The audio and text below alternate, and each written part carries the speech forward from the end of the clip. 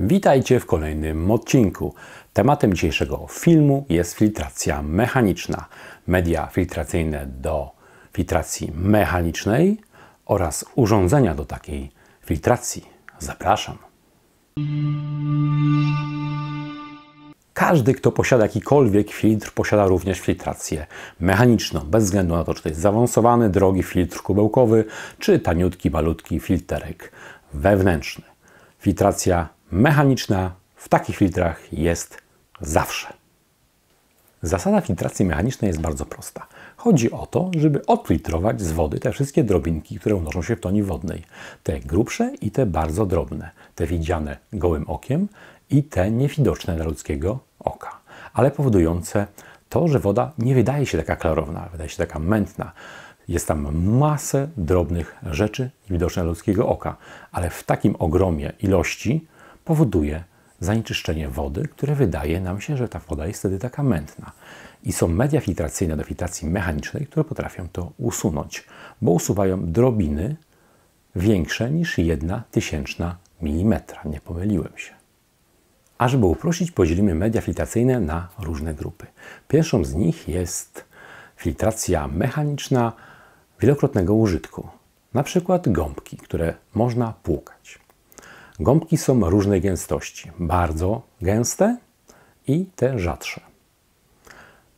Gąbki bardzo gęste bardzo dobrze zbierają zanieczyszczenia z wody, ale bardzo szybko się zapychają.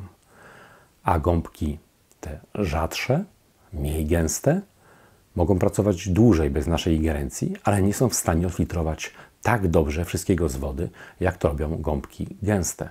Często w filtrach kubełkowych spotykamy dwa rodzaje jednocześnie takich gąbek. Już na pewno się domyślacie dlaczego. Filtry oparte na wyłącznie filtracji mechanicznej, na gąbkach, są to zazwyczaj nieduże filtry wewnętrzne do niewielkich zbiorników, mają jedną pewną cechę. Po jakimś czasie stają się również filtrami biologicznymi. Około 2 tygodnia na tych gąbkach zaczynają pojawiać się kolonie bakterii, powodując to, że taka gąbka staje się również filtrem biologicznym. I tutaj jest pewien problem. A problem polega na tym, że około 2 tygodnia najczęściej te filtry zaczynają się dość intensywnie zapychać i musimy je wyczyścić.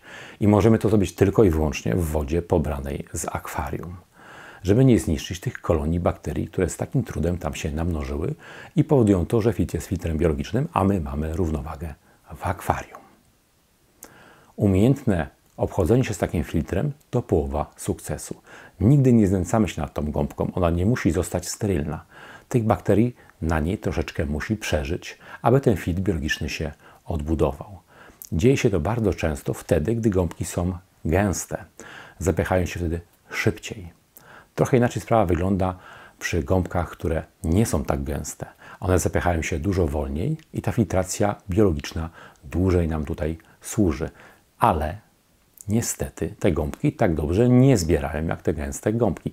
I tutaj jest dylemat, jaką gąbeczkę wybrać. No ja Wam nie odpowiem, każde akwarium jest inne i ma swoją własną specyfikę.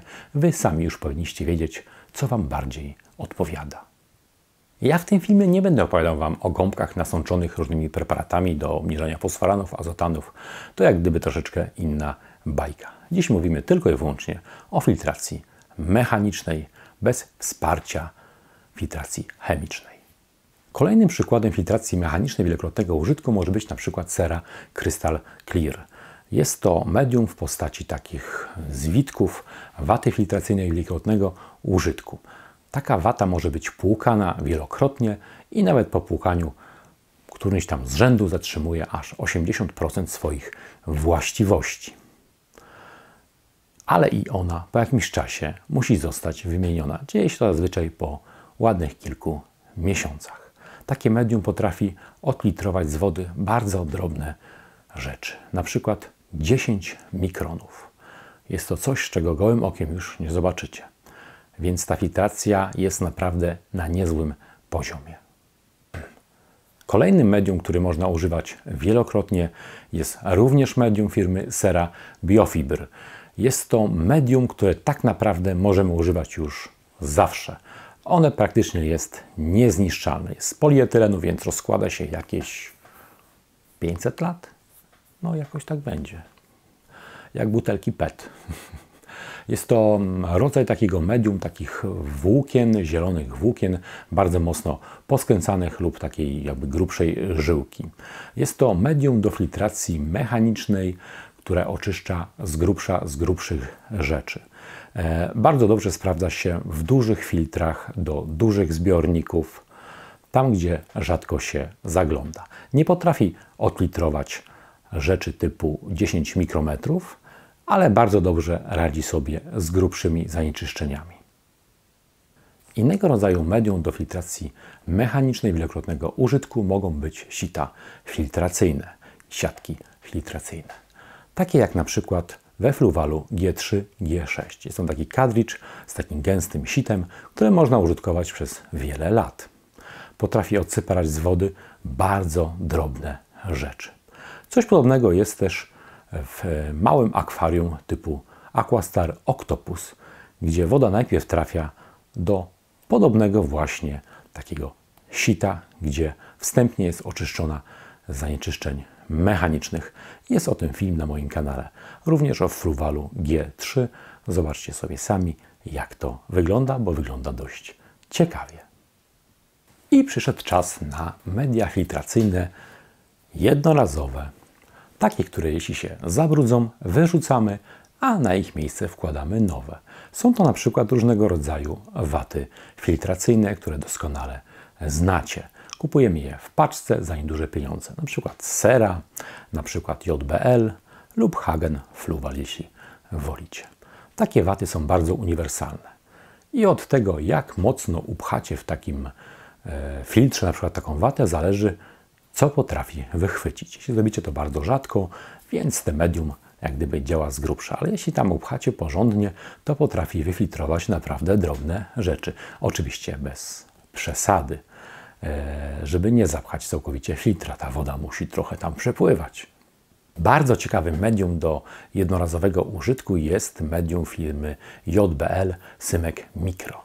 Jest to taka włóknina w postaci takiej płachty o wymiarach 25 na 75 cm, z tego co pamiętam. Jest to bardzo gęste medium, potrafiące wyfiltrować z wody cząsteczki większe niż 1/1000 mm. Medium jest białe i od razu na nim widać zabrudzenie. Jakość filtracji przez te medium jest niesamowita. Wyfiltruje z wody wszyściuteńko. Oczywiście mechanicznie. Niestety dość krótko działa. Już po 1-2 dniach trzeba je usunąć z filtra i na jego miejsce włożyć następne. Jest o tyle ciekawe, że możecie sami sobie z tej płachty dociąć medium do własnych potrzeb. Jest bardzo uniwersalne. Sami sobie docinacie wymiar, który Wam odpowiada, czy to będzie na jakiś koszyk filtracyjny, czy na jakiś inny sposób filtracji wody. Oczywiście musimy też wspomnieć o mediach filtracyjnych, które dostajecie w komplecie, na przykład z filtrami kubełkowymi. Zazwyczaj jest tam taka biała włóknina na samej górze, w tym górnym koszyku, albo ma postać takiej cienkiej, jakby cienki materiał, dość mocno zbity, podobno do tego, o którym wcześniej mówiłem z firmy JBL, lub podobny taki do gąbki, taki gąbczasty, gruby, jakby taka watolina, bym powiedział. To mi przypomina z wyglądu taką watolinę używaną do ociepleń, na przykład w kurtkach zimowych.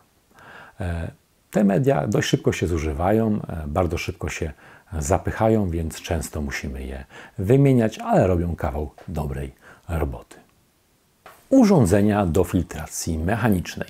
Media mechaniczne to nie tylko wkłady do filtrów kubełkowych, czy na przykład kaskadowych, lub nawet do filtrów wewnętrznych. Są to też samodzielne urządzenia, a niektóre z nich bardzo dobrze znacie, jak na przykład mały filterek Aquashot Turbo z takim zasobnikiem na nawijaną taką włókninę, na taki rdzeń, który jest w środku w tym pojemniczku.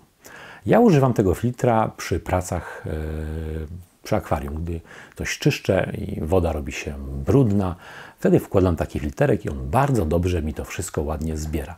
Te medium w środku, ta włóknina bardzo szybko się zapycha, a i właśnie dlatego, że tak dobrze zbiera. Już po jednym dniu jest cała zawalona. Jest to bardzo fajne i przydatne urządzenie, przy okazji za niewielkie pieniądze.